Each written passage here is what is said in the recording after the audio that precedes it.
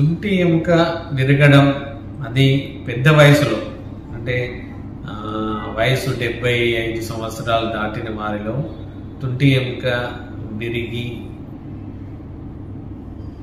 నొప్పితో మనకి బయటపడడం అనేది సర్వసాధారణమైన విషయం.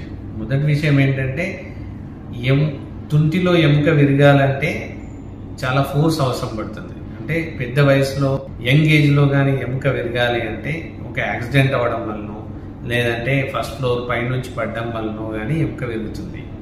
అదే పెద్ద వయసులో 70-75 సంవత్సరాలు దాటిన వాళ్ళలో నడుస్తూ కింద పడిపోవడం వలన కానీ తప్పి కింద పడడం వలన కానీ మెట్టు స్లిప్ అయి మెట్టు మీదే కూర్చోపడడం వలన కానీ సడన్గా పేషెంట్ లేవలేని పరిస్థితిలో ఉండే అవకాశం ఉంటుంది.